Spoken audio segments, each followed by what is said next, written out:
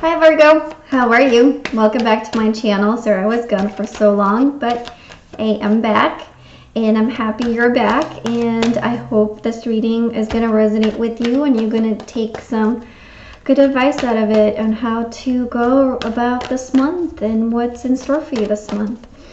I'm going to keep it short this month, and I'm going to do just 2 rows, one for the first part of the month and then one for the second part of the month. And I'm going to pull one oracle card. I always say deck afterwards, I'm sorry.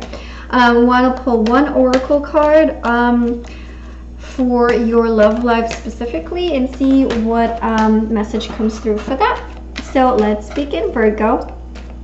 Let me see. Okay, I'm going to shuffle a little bit more. Okay.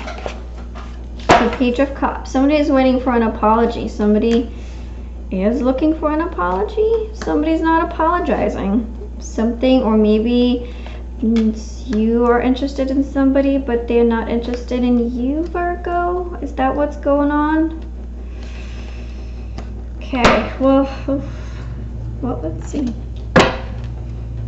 Okay, so, yeah, that was, Are you interested in somebody that they're not interested in you, and they're not returning your feelings back, and they're not on the same page as you are? Or maybe somebody hurt you and you're looking for an apology, but they're not apologizing to you. And also, are they being defensive? Are you being defensive? What is going on, Virgo? Like, are you too much in your feelings right now? Are you just being overly critical about things? Not letting things go, or not letting things just develop and take their own course. Maybe you just want too much. But I definitely feel that there's a sense in this relationship, definitely relationship related. And look at this. What is this? The Death and the Fool followed by the Death, both in reversed. Somebody is really on the fence of letting somebody go and starting something new. I think for most of you, and this is relationship related, and it could be job related. For some of you, you've been struggling a lot and you've been having a lot of hard issues within a relationship, and it's a job too. It could be a job too, that things were just not working out. Things were just kind of a little bit, either being too dull or too boring, not exciting anymore, not fulfilling, not satisfying, and all you've been feeling is just being overworked, overburdened. Somebody's just really kind of like bossing you around versus really being a team player, and you kind of had enough. I think you had enough, but at the same time, Virgo, you're not willing to let it go. You're not willing to let that go and start a new beginning. You're resisting that change. You're resisting, and then I think you're resisting it because of that fear of change, because you're fearing that if you do, nothing else better will come along, be it at work or being in a relationship. And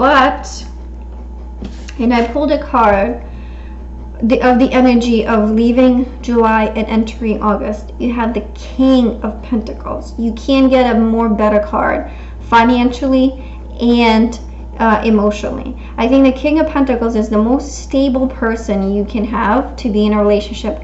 It's somebody that's financially very stable, that knows exactly who he is, what he wants, how he wants it. Yes, he can be a little bit of a stubborn person, but at the same time, he's like the king of his kingdom. He knows exactly where everything goes. He knows exactly what's working, what's not working. He's just that, that rock, that solid rock.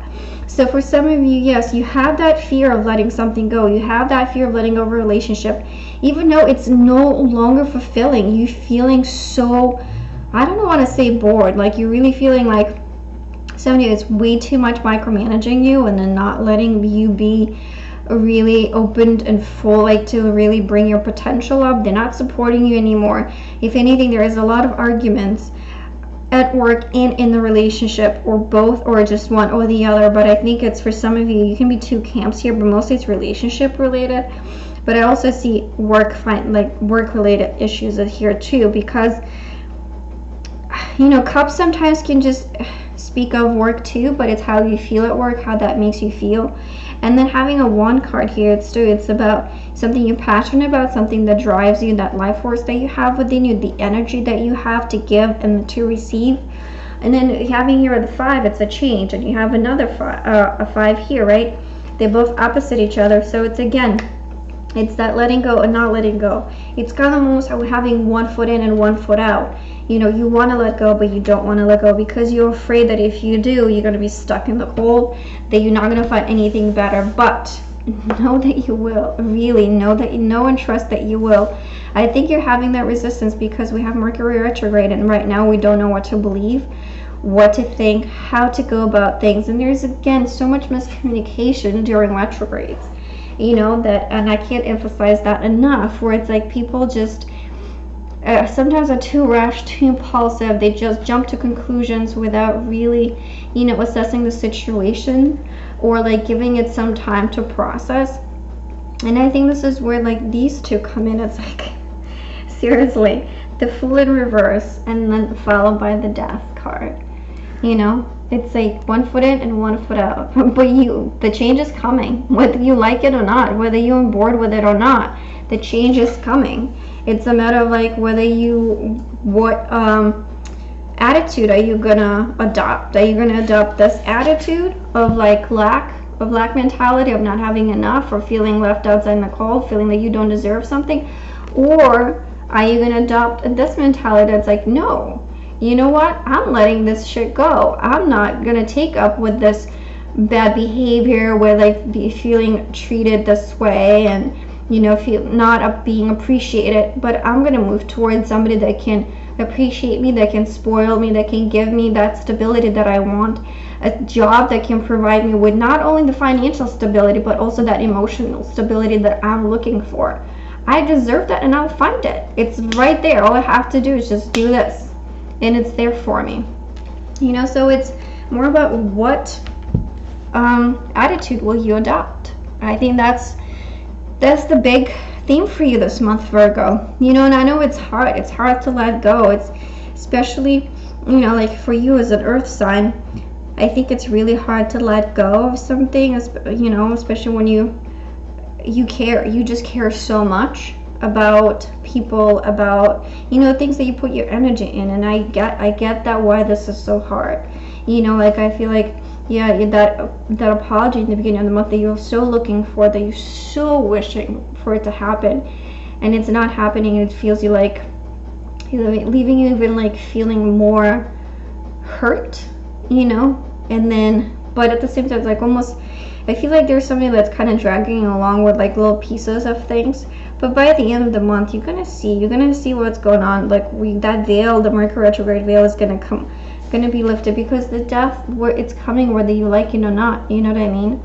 It's gonna bring change towards, when you have 2 5s and then the Death too, it's a change, you know. It's gonna happen slowly and gradually, but I think it's because, Virgos, you need that time to process.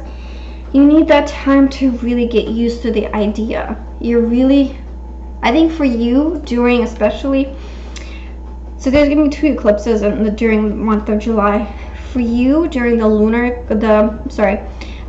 eclipse on July 16th, and it's also full moon, I think for you it's really important to let go of a certain mentality, to let go of that mentality of lack, to let go of that mentality that you don't deserve things, and then adopt a mentality of like, I deserve good things are coming to me, and I deserve abundance, I am abundance.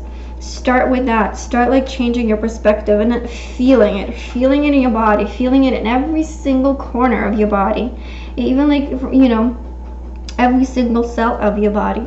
Because the more you feel it, the more you embody it, and the more it's going to happen. And you're going to go from this to this by the end of the month, you know. So I'm going to stop here with this particular part, but I'm going to pull that Oracle card for you, for the love life specifically, and see what you get. What's the message?